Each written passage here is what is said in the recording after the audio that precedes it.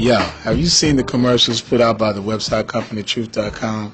For several years, they've made TV and web public service announcements about the hazards of smoking cigarettes.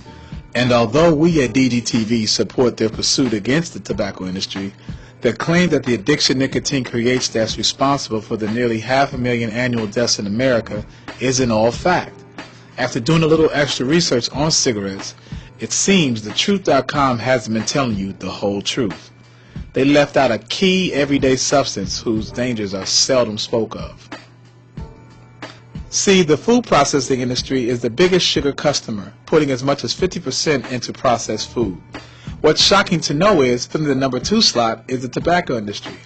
In 1965, the Federal Cigarette Labeling and Advertising Act, along with the Surgeon General, commissioned all cigarette manufacturers are required to tell you on the cigarette box that smoking is hazardous to your health, but they are not required to tell you any further info. In fact, cigarettes are probably the only substance that does not print its ingredients on the box. Most have been misled to believe it's only made of tar, nicotine, and filters, but they do not tell you about the tobacco. Yet, the Surgeon General and the Federal Trade Commission only require cigarettes to label their hazardous, while neither even mention the word sugar or any other scientific translation.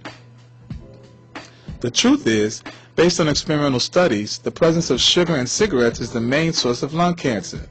This was done by conducting experiments in environments where cigarettes were processed with sugar and places where they used tobacco that wasn't laced with the addicting drug. They found that cigarettes made in Britain have the highest sugar content of any in the world at 17%. American cigarettes came to about 15%, with Russia, China, Formosa, and other countries where they're made from the air-dried tobacco, which is the closest to what the Indians smoked. From this group, they were unable to find any cases of lung cancer correlated to smoking. But what was found was the combination of tremendous excess of sugar and artificially toxic animal protein eaten is the link to causing lung cancer. So, if you're eating meat and smoking, you're a candidate for lung cancer. This brings the addiction cigarettes have to an even deeper level. Not only are you fighting the addiction of nicotine, you're also combating the even stronger addiction of refined sucrose, which is another name for white sugar.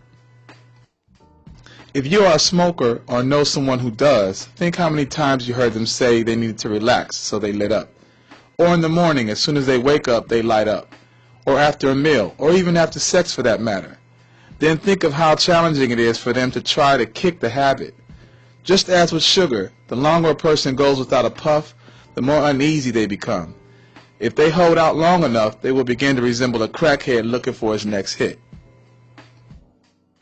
Author of Sugar Blues, William Duffy, said, "On the one hand, the government informs us that smoking depletes our systems of certain vitamins. On the other hand, the government assures us we don't have to worry since the average U.S. diet supplies these essential items in quantity aplenty."